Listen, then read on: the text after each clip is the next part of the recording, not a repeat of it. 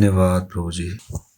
हम परमेश्वर के वचन के सम्मुख आते हैं। आइए हम निकालेंगे पुराने नियम में से हागे नबी की पुस्तक में से हम पढ़ रहे थे। हमारा वही विषय है, मंदिर के पुनर्निर्माण का कार्य है। उसमें आप निकाल लीजिए हागे की किताब 1 अध्याय और 2 से मैं पढ़ता हूँ। सेनाओं का यहोवा यूं कहता है, ये लोग कहते हैं कि यहोवा का भवन बनाने का समय नहीं आया। फिर यहोवा का यह वचन हागे भविष्यद्वक्ता के द्वारा पहुंचा, क्या तुम्हारे लिए अपने छत वाले घरों में रहने का समय है, जबकि यह भवन उजाड़ पड़ा है। इसलिए अब सेनाओं का यहोवा यूं कहता है, अपनी अपनी चाल चलन पर ध्यान करो। तुमने बहुत बोया परंतु थोड़ा काटा, तुम खाते हो परंतु पेट नहीं भरता, तुम पीते हो परंतु प्यास नहीं बुझती,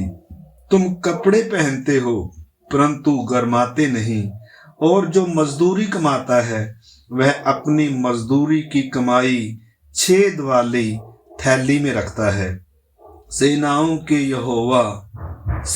का यहोवा तुमसे यूं कहता है, अपने अपने चाल चलन पर सोचो। तो ये जो विषय हम कई दिनों से सीख रहे हैं, इधर विषय क्या है? परमेश्वर का मंदिर का निर्माण होना है, वो है प्राथमिकता। यहूदियों के बीच में इतनी बड़ी गुलामी के बाद जब ये अपने देश में आए हैं, और जब अपने देश में आए बड़े समर्पण के साथ आए थे, बड़े आनंद और उत्साह के साथ इनकी प्राथमिकता आत्मिक थी।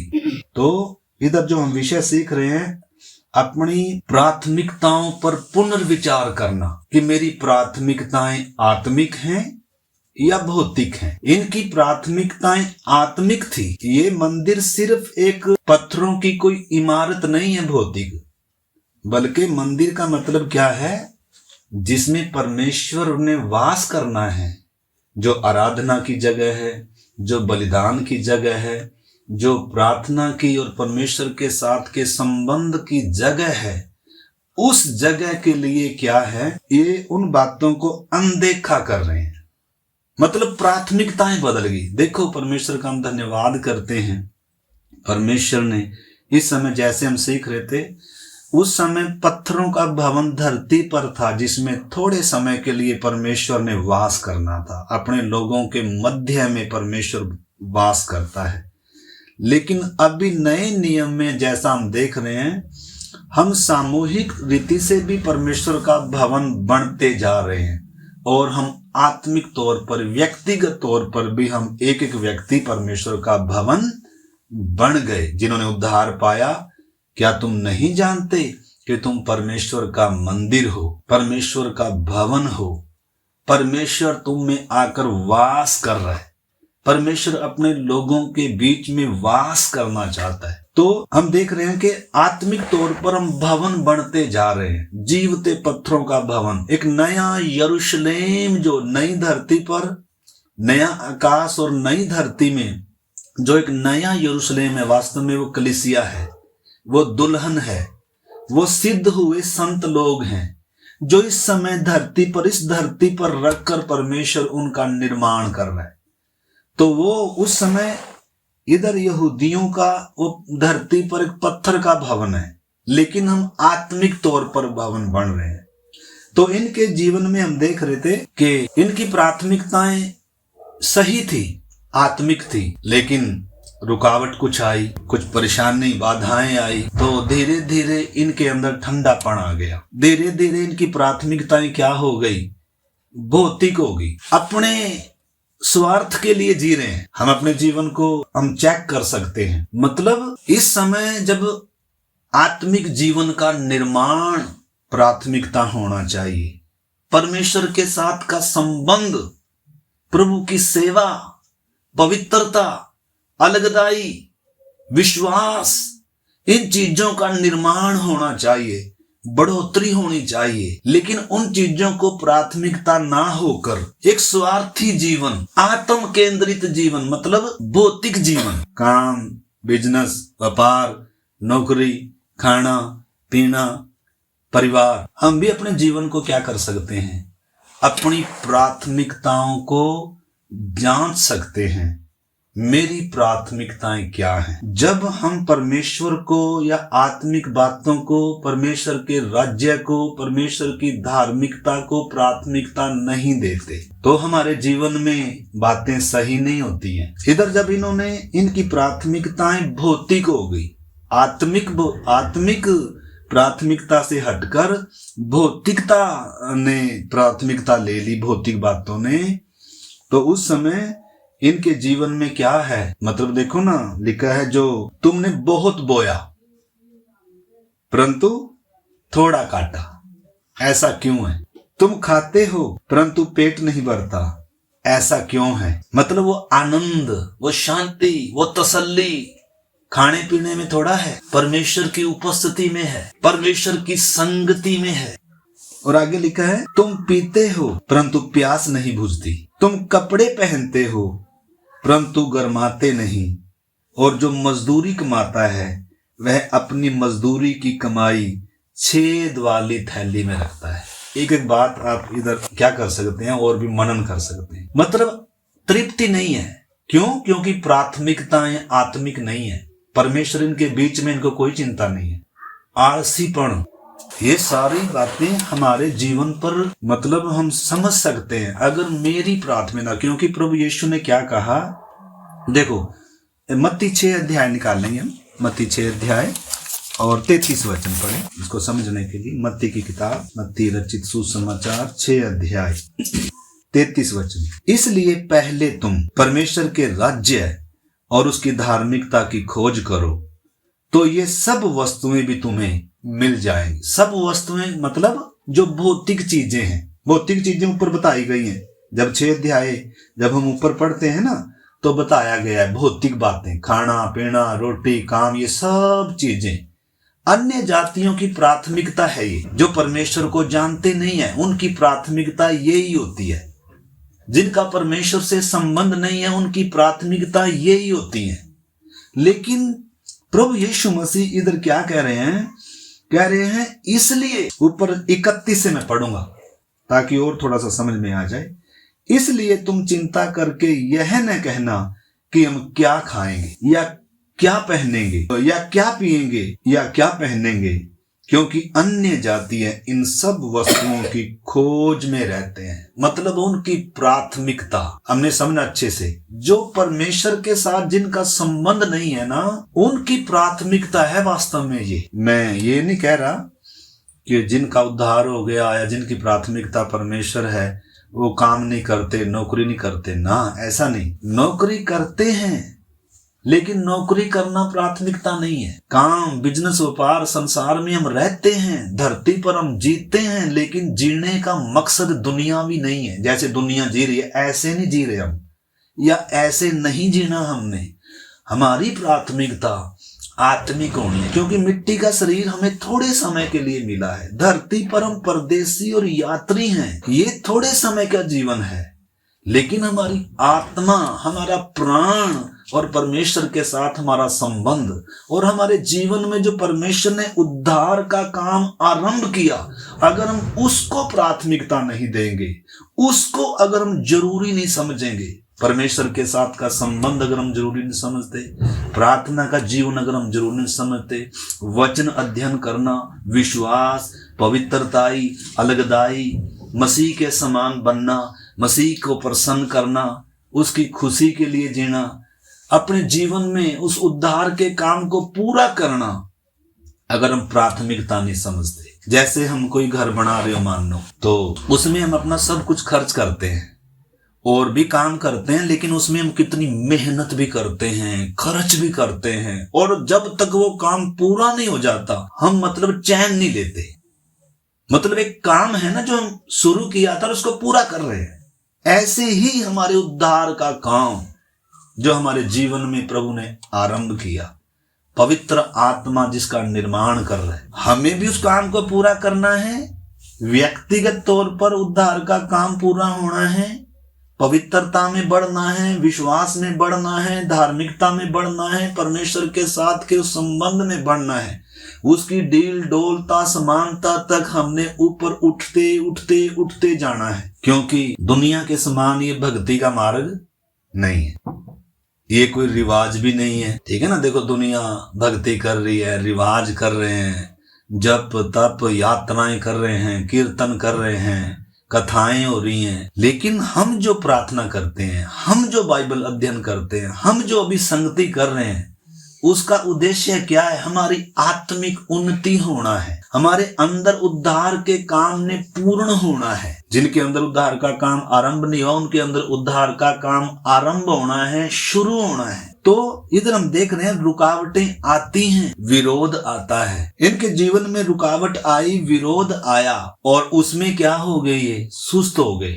लापरवाह हो गए। 18 साल से काम रुका हुआ है। हम धन्यवाद करते हैं उस महान परमेश्वर का जिसने पवित्र लोगों को सिद्ध हो जाएं, पवित्र लोग सिद्ध हो जाएं, इसलिए परमेश्वर ने अपने दासों को भी रखा है, पवित्र आत्मा को रखा है, अपना पवित्र वचन 66 किताबें, संपूर्ण पवित्र शास्त्र इसलिए दिया गया ताकि हर कोई सिद्ध हो जाए, जिसमें ताड़नाएं हैं, जिसमें शिक्षाएं हैं, जिसमें सुधारने की बातें हैं, जिसमें उपदेश की बातें हैं। इस करके इधर देखते हैं, जब इनकी प्राथमिकता आत्मिक बातों से हटकर, परमेश्वर के मंदिर निर्माण कार्यों से हटकर, जब अपने अपने कामों पर जब इनकी प्राथमिकताएं होगी, अपना घर बना रहे हैं, अपना काम धंधा बिजनेस व्यापार कर रहे हैं, ठीक आज हम अपने जीवन को जांच सकते हैं। जब कलीसिया का निर्माण हो रहा है, कलीसिया जब बन रही है,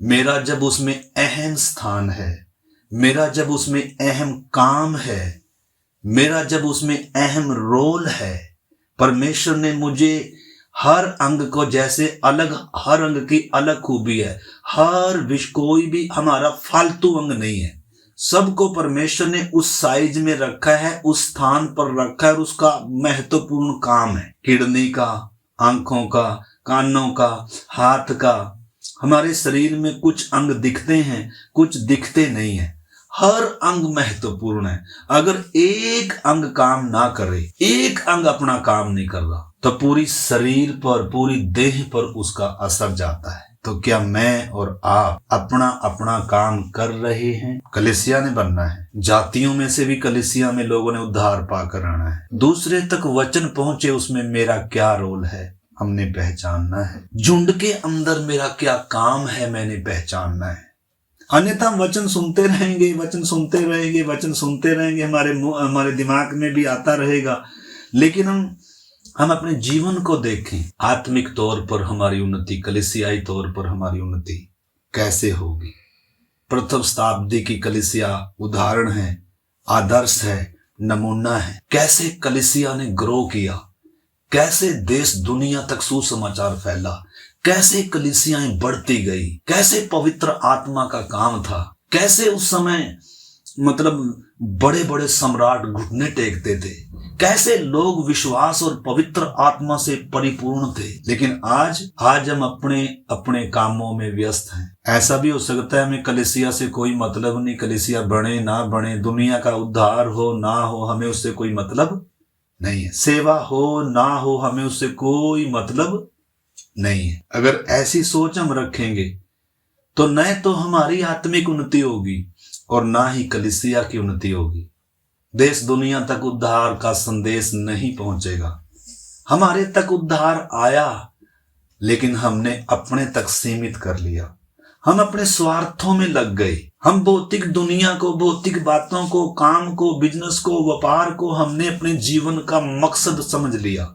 ये नहीं है हमारे जीवन का मकसद, ये अन्य जातियों का मकसद है। जो परमेश्वर को नहीं जानते, उनकी प्राथमिकता है रोटी, कपड़ा और मकान, क्या खाना है, क्या पहनना है, कहाँ रहना है। दिन रात उनके दिमाग में ये है केंद्र, ये है उनकी प्राथमिकता। समय मिलेगा तो भक्ति कर लेंगे, समय मिलेगा तो कीर्तन में चले जाएंगे, समय मिल जाएगा तो कहीं यात्राएं कर लेंगे, क्योंकि वो उनकी प्राथमिकता नहीं है, उनके समय पर है। अगर समय मिलेगा तो, अगर छुट्टी मिलेगी तो, अगर उनका मूड बनेगा तो। अगर मूड नहीं बना, अगर समय नहीं है, तो वो अपने उसी काम में लगे हुए हैं, संसारी कामों में। लेकिन हमारा कलीसिया का एक आत्मिक व्यक्ति का, हमने समझना मेरे प्यारे भाई बहनों, हमारी प्राथमिकता क्या होनी चाहिए। तो कहाँ रुकावट आ गई, कहाँ बाधा आ गई? हाँ, बाहर भी बाधाएं हैं, उसमें हम एक क्रम से जब हम इन बातों को देखते हैं तो उनमें सीख सकते हैं हम सब बातों को।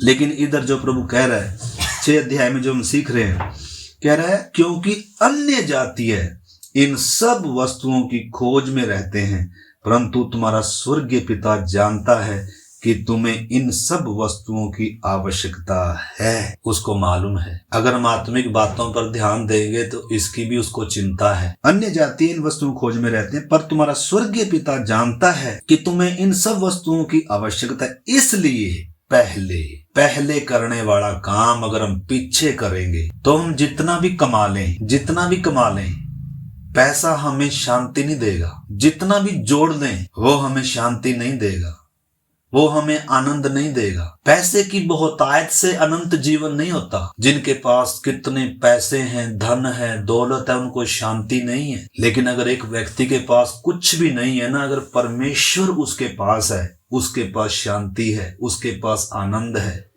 उसके पास आशा है, उसके पास उम्मीद है। हमारे पास क्या है? हमारी प्राथमिकताएं क्या है मेरे प्यारे भाई बहनों? हमने नौकरी करना है, बच्चे भी पालने हैं, काम धंधा बिजनेस व्यापार है, शादी है, बहुत सारी बातें हैं। ये जरूरी चीजें हैं हमारे जीवन में। बहुत सारी बातें हैं जो हमें जरूरी है भौतिक जीवन में, ये चीजें जरूरी हैं, लेकिन प्राथमिकता नहीं है। प्राथमिकता परमेश्वर के साथ मेरा संबंध है। प्राथमिकता परमेश्वर के साथ मुझे चलना है। प्राथमिकता परमेश्वर के जैसे मुझे बनना है। उसने मुझे हाथ में लिया, उसने मुझे बड़े उद्देश्य से बनाया, उसकी योजना पूरी होनी है, क्योंकि मुझे दिन गिने हुए मिले हैं। हमने इस चीज को अच्छे से क्या करना है, समझना है। तो आ जाइए उधर, परमेश्वर का दास क्या कह रहा है हागे की किताब में 5-6 वचन, 1 का 6 वचन।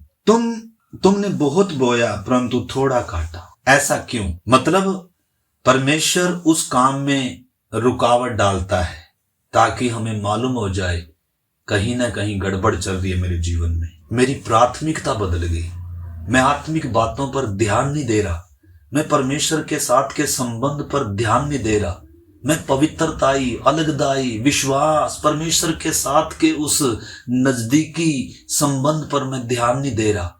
इसलिए पैसे में आनंद आए, पैसे में सुख आ सकता है, लेकिन आत्मिक आनंद नहीं होगा, आत्मिक शांति नहीं होगी। और इधर क्या भी लिखा है, लिखा जो मजदूरी कमाता है ना, वो अपने पैसे किधर डालता है?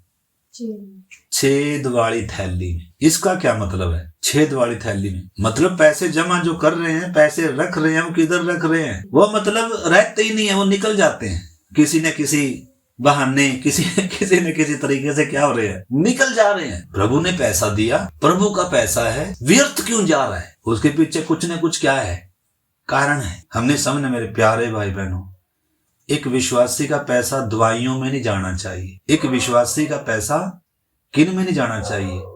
फालतू की चीजों में नहीं जाना चाहिए। पैसा प्रभु की सेवा के लिए है। कान खोलकर हमने सुनना है, पैसा परमेश्वर की महिमा के लिए है। पैसा जमा करने की चीज नहीं है।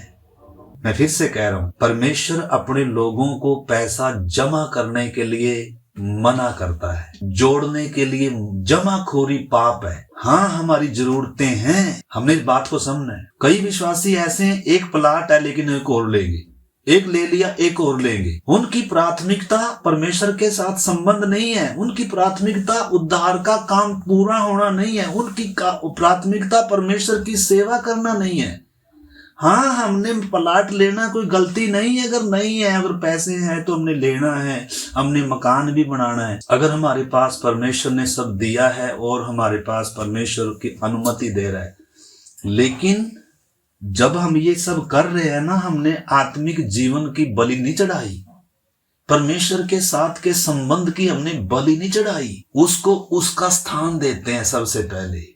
पहले परमेश्वर का हिस्सा, समय का हो, अपनी योग्यताओं का हो, परमेश्वर ने जो भी हमें दिया, बुद्धि दिया, ज्ञान दिया, बल दिया, वरदान दिए, हमारे जीवन में जो खूबी है, जो टैलेंट जो हमारा मतलब टैलेंट है, परमेश्वर ने हमें दिया, हर किसी को दिया है। ये कलीसिया की उन्नति के लिए काम आना है, पैसा कमाने के लिए नहीं। हाँ, हम कर सकते हैं, लेकिन हमारे व्यक्तिगत जीवन में भी रुकावट है और कलीसिया के कार्य में भी रुकावट है। मेरे प्यारे भाई बहनों, हमने समझना है, प्रभु के काम में मैं रुकावट तो नहीं हूँ, कलीसिया निर्माण में मैं कोई रुकावट तो नहीं हूँ, मैं स्वार्थी जीवन तो नहीं जी रहा। मेरे जीवन का मकसद क्या है, मेरे जीवन की प्राथमिकताएं क्या हैं। अगर हमने प्राथमिकताएं आत्मिक बातों से हटाकर शारीरिक बातों पर ध्यान देते हैं, अगर हम अपना ध्यान स्वर्गीय बातों से, आत्मिक बातों से हटाकर पृथ्वी की और धरती की शरीर की बातों पर अगर हम ध्यान देते हैं, तो हमारे जीवन में जो काम प्रभु ने आरंभ किया वो कभी पूरा नहीं होगा। इसलिए वचन कहता है, अपनी अपनी चाल चलन पर ध्यान करो, सोचो ऐसा क्यों हो रहा है, ऐसा क्यों हो रहा है। हाँ, कई बार हम दुख तकलीफ में होते हैं, दवाई लेते हैं, वो गलत नहीं है, लेकिन अक्सर ऐसा नहीं है।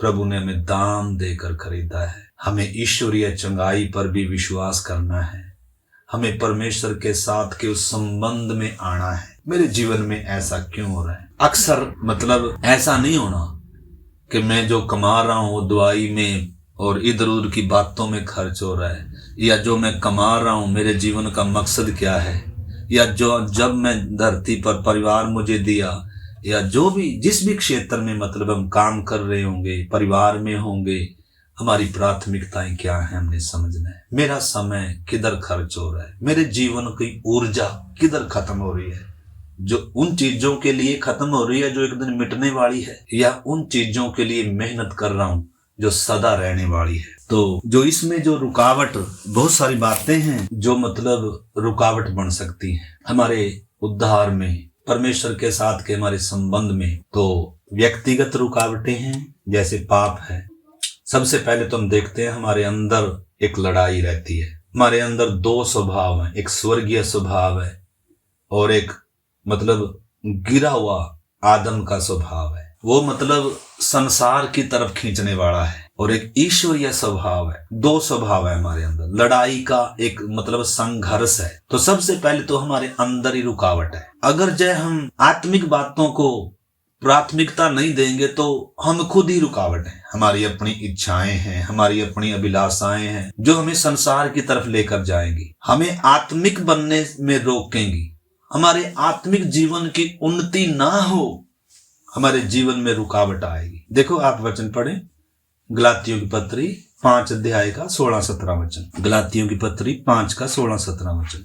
पर मैं कहता हूँ, आत्मा के अनुसार चलो तो तुम शरीर की लालसा किसी रीति से पूरी न करोगे। शरीर की लालसा, शरीर में खाना चाहिए हमने, जैसे हमें शरीर में खाना चाहिए, जैसे हमें शरीर में श्वास चाहिए, जैसे शरीर में हमें आराम चाहिए, संगति चाहिए, उसी प्रकार आत्मिक है। आत्मा में भी हमने खाना चाहिए, आत्मा में भी हमें क्या चाहिए, संगति चाहिए, परमेश्वर के साथ चाहिए, आत्मिक लोगों के साथ चाहिए, वचन के साथ संगति चाहिए। अगर हम इनको एक साइड में हटाकर अगर हम शरीर की बातों पर ही ज्यादा ध्यान दें तो हमारे आत्मिक जीवन का कभी निर्माण नहीं होगा। हमने इस बात को समझना है। तो इधर क्या लिखा है, आत्मा के अनुसार चलो तो शरीर की लालसा किसी रीति से पूरी ना करोगे। अगर हम आत्मा के अनुसार नहीं चलेंगे, अगर हम वचन के अनुसार नहीं चलेंगे तो शरीर की लालसाएं तो फिर पूरी करेंगे। एक ही काम होगा, दोनों काम नहीं हो सकते। मतलब शरीर की जरूरतें पूरी करनी है हमने, लालसाएं नहीं। जैसे शरीर में हमें सोना है तो सोना है, शरीर की जरूरत है। वो खाना है, शरीर की जरूरत है, लेकिन जरूरतों से बढ़कर जो चीज है वो लालसा में आती है, किसी भी चीज की है, मतलब जो जरूरत से बढ़कर है। हमें शरीर में जरूरतें हैं, हमारी जरूरतें हैं, जरूरतों के मुताबिक हमने चीजें चाहिए, पैसा चाहिए, जरूरत है तो पैसा चाहिए, लेकिन उसका मतलब ये नहीं है जरूरत से बढ़कर अगर करते हैं तो हम आत्मा के अनुसार चलने वाले, वचन के अनुसार चलने वाले नहीं है। जब हम वचन के अनुसार चलते हैं, जब हम आत्मा के अनुसार चलते हैं, तो शरीर की लालसा लिखा किसी रीति से पूरी ना करोगे। आगे, क्योंकि शरीर आत्मा के विरोध में और आत्मा शरीर के विरोध में लालसा करता है। हाँ। और ये एक दूसरे के विरोधी हैं। एक दूसरे के पूरक हैं, विरोधी हैं। मतलब हमारा पुराना बिगड़ा हुआ स्वभाव और पवित्र आत्मा। पवित्र आत्मा हमारे अंदर जो निर्माण कर रहा है, उसमें रुकावट कौन है? हमारा बिगड़ा हुआ स्वभाव, हमारी अपनी इच्छा अभिलाषा। संसार बाद में है, हाँ संसार भी रुकावट डालेगा, सामाजिक तौर पर रुकावट आएगी, शैतान की तरफ से रुकावटें आती हैं। रुकावटें किसकी तरफ से आती हैं? सबसे पहले तो ये हमारे अंदर की रुकावट को हमें पहचानना है। हमारी पाप की इच्छाएं, ये भी रुकावट है। हमारी लालसाएं, हमारी अभिलाषाएं जो संसारिक है, जो शारीरिक हैं, जिनके हम वश में पड़े हुए थे पहले, लेकिन अभी प्रभु ने हमारे अंदर एक उद्धार का काम आरंभ किया है। पवित्र आत्मा हमें दिया है, पवित्र वचन हमें दिया है, ताकि हम बाहरी तौर पर अपने आप को परदेसी और यात्री समझें। थोड़े समय के लिए मैं धरती पर हूं, मैंने जाना है मेरे जीवन का मकसद संसार में बसना नहीं है। अगर आज यीशु आएगा तो मुझे अपनी तैयारी पूरी करनी है, मुझे आत्मिक बातों पर ध्यान लगाना है। मेरा कलीसिया में एक स्थान है, मेरा कलीसिया में एक काम है। हम मिलकर भी आपस में एक मंदिर बनते हैं, हम मिलकर भी आपस में जब अंग से अंग जुड़ते हैं तभी देह है। जब पत्थर से पत्थर जुड़ा है तभी एक मकान है।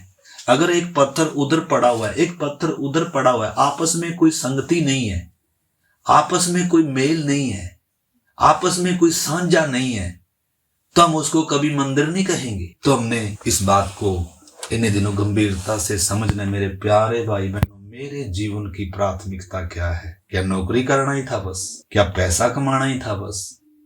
क्या काम धंधा करना ही था बस? या खाना पीना और सोना ही था बस? या शादी कर कर बच्चे पैदा करना ही था बस? क्या यही है जीवन की वास्तविकता? क्या इसी के लिए यीशु मसीह क्रूस पर जान दिया?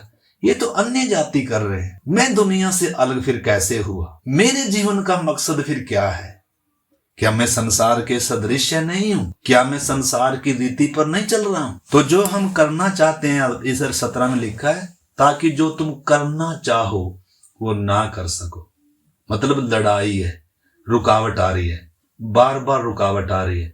आत्मिक तौर पर मैं बढ़ नहीं रहा, कलीसियाई तौर पर मेरी उन्नति, क्योंकि मैं एक स्वार्थी जीवन जी रहा हूं, मेरे आत्मिक जीवन को अनदेखा कर रहा हूं, कलीसिया की आत्मिक उन्नति को अनदेखा कर रहा हूं, प्रभु के कार्यों को, उस बड़े निर्माण कार्य जिसमें पवित्र आत्मा लगा हुआ है, जिसमें त्रिएक परमेश्वर लगा हुआ है, जिसमें लाखों संत लोग लगे हुए हैं, जिन्होंने अपना सर्व इसके लिए बलिदान कर दिया, जिन्होंने अपना सब कुछ इसके लिए कुर्बान कर दिया, प्रभु के कार्यों के लिए जिन्होंने अपने खून दे दिए, अपने बलिदान दे दिए।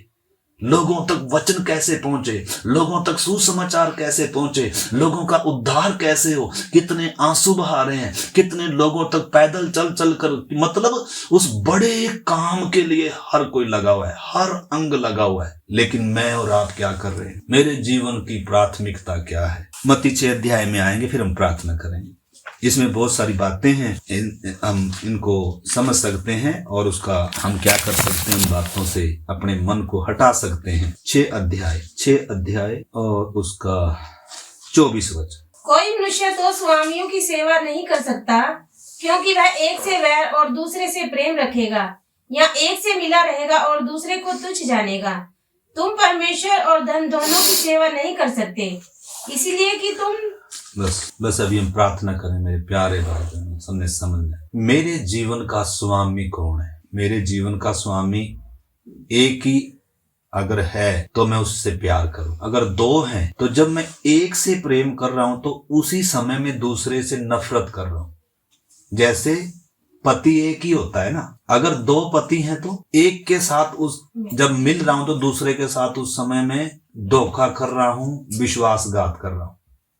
तो स्वामी एक ही होता है, 2 नहीं होते। तो जब मैंने अपना स्वामी प्रभु माना है तो प्रभु की मेरे जीवन में मर्जी पूरी होनी है, प्रभु को मेरे जीवन में आदर होना है, प्रभु को मेरे जीवन में प्राथमिकता होनी है, प्रभु को मैंने प्रसन्न करना है, प्रभु के साथ मैंने चलना है, मेरे जीवन में उसकी मर्जी पूरी होनी है। तो इधर वचन क्या कहता है, हमने 24 में पढ़ा, कोई मनुष्य 2 स्वामियों की सेवा नहीं कर सकता, क्योंकि वह एक से बैर और दूसरे से प्रेम रखेगा, या एक से मिला रहेगा और दूसरे को तुच्छ जानेगा। तुम परमेश्वर और धन दोनों की सेवा नहीं कर सकते। तो मेरे जीवन का स्वामी कौन है? जो मेरा स्वामी है मैं उसको सजदा करता हूँ, जो मेरा स्वामी है मैं उसकी आराधना करता हूँ, जो मेरा स्वामी है मैं ज्यादा समय उसके साथ बिताता हूँ, जो मेरा स्वामी है मैं उसकी खुशी के लिए जी रहा हूँ।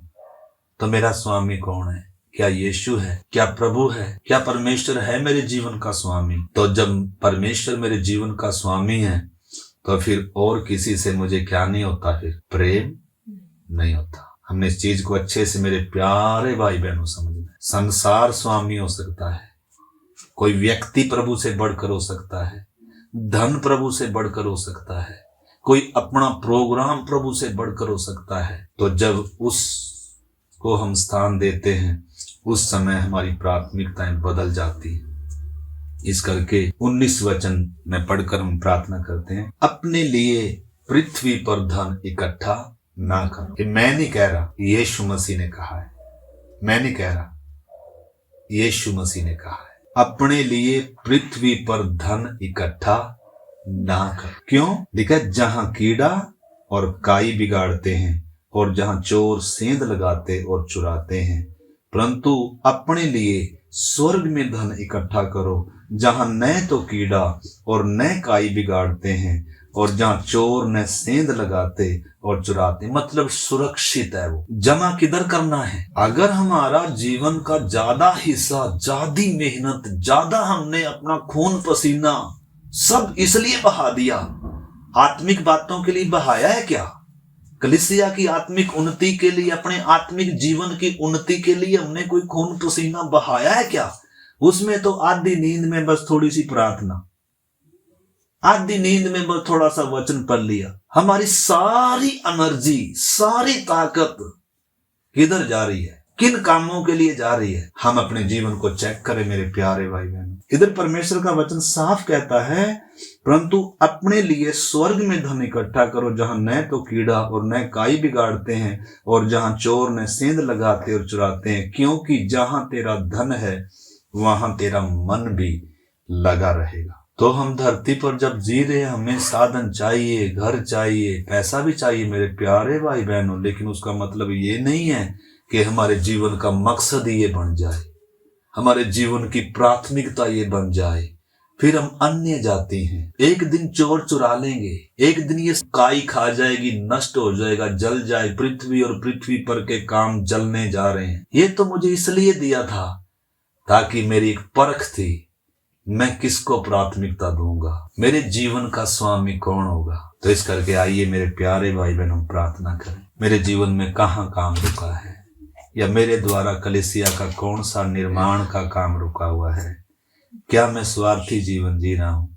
क्या मैं भौतिकता का जीवन जी रहा हूँ? क्या मेरे जीवन का मकसद सिर्फ रोटी, कपड़ा और मकान है? आइए हम अपने जीवन को जांचें। Hallelujah, hallelujah, hallelujah. वचन कहता है, तुम न तो संसार पर, न तो संसार से, न संसार में की वस्तुओं से प्रेम रखो। आज्ञा है ये, हालेलुया। आज्ञा है तुम आत्मिक बातों पर ध्यान लगाओ। आज्ञा है शरीर के अनुसार दिन ना बिताओ, अन्यथा आत्मिक मृत्यु आएगी। आज्ञा है पृथ्वी पर की नहीं परंतु स्वर्गीय वस्तुओं पर ध्यान लगाओ, जहां मसीह वर्तमान है। हाँ मेरे प्यारे भाई बहनों, हमने काम करना है, पैसा कमाना है, हमारी जरूरतें हैं, लेकिन उसका मतलब ये नहीं कि मेरी प्राथमिकता ये बन जाए। मेरी प्राथमिकता परमेश्वर के साथ मेरा संबंध होना है। मेरी प्राथमिकता मेरे उद्धार का काम पूरा होना है। मेरी प्राथमिकता मैंने यीशु मसीह के डील डोल और समानता तक बनना है। मेरी प्राथमिकता मेरा मसीह, मेरा दूल्हा, मेरा प्रभु आने वाला है, मैंने उसके काम को करना है। मैंने अपना सर्वस्व देकर जैसे उसने अपना सर्वस्व मेरे लिए दिया है। Hallelujah, hallelujah. अगर पृथ्वी पर हमारा कुछ है तो ये चीजें हमें पीछे खींचेंगी। हालेलुया। लूत की पत्नी को याद करें, वचन कहता है लूत की पत्नी ने सदोम अमोरा में बहुत कुछ जमा करके रखा था, छोड़ दिया तो भी पीछे मुड़ मुड़ कर देखने लगी। हालेलुया। आइए मेरे प्यारे भाई बहनों, वचन कहता है जो हल पर हाथ रखकर पीछे देखता है वो मेरे राज्य के योग्य नहीं है। पीछे मुड़कर ना देखें, संसार की तरफ ना देखें। हो सकता है कई बार आर्थिक तंगी से गुजरते होंगे, हो सकता है विश्वास के कारण, हो सकता है मसीह में आने के कारण शायद हालेलुया सारी इच्छाएं पूरी ना हो, लेकिन प्रभु जरूरतों को जरूर पूरा करेगा। उसने कहा है तुम पहले उसके राज्य और उसकी धार्मिकता की खोज करो, ये सब वस्तुएं भी तुम्हें मिल जाएंगी। तुम्हारा स्वर्गीय पिता जानता है कि ये तुम्हारी आवश्यकताएं। हमें शादी कहाँ करना है, कब करना है, प्रभु को मालूम है। हमें कितना पैसा चाहिए, प्रभु को मालूम है। आइए हम प्रभु से प्रार्थना करें, प्रभु हमारी प्राथमिकताएं आत्मिक हों, स्वर्गीय हों। हमारी प्राथमिकता प्रभु हमारे उद्धार का काम हो, कलीसिया का निर्माण हो, खुदावंद कलीसिया की आत्मिक उन्नति हो, देश दुनिया तक प्रभु आपका सुसमाचार पहुंचे, जाति जाति के लोग बचाए जाएं। खुदावंद उसमें प्रभु मेरा आंसू बहाने का अगर काम है, ओ प्रभु उसमें अगर मेरा सुसमाचार सुनाने का काम है, चाहे कोई भी काम है, जो भी आपने मुझे योग्यता दी है, जो भी प्रभु स्थान आपने मुझे दिया है, जो भी काम प्रभु आपने हम एक एक को दिया है, उस काम के द्वारा हम आपकी महिमा करें, आपके काम को करें, कलीसिया की उन्नति का कारण बने प्रभु जी, ताकि हमारे उद्धार का कार्य भी पूरा होने पाए। धन्यवाद इन कीमती वचनों के लिए प्रभु जी। हर एक को, हम सबको प्रभु अपनी प्राथमिकताओं को जांचते रहने के लिए, हर दिन प्रभु अपने आप को जांचने के लिए हम सब की सहायता। धन्यवाद, आपने मेरी प्रार्थना को सुना। सारा आदर सारी महिमा आपको देते हुए प्रार्थना को प्रभु यीशु मसीह के नाम से मांग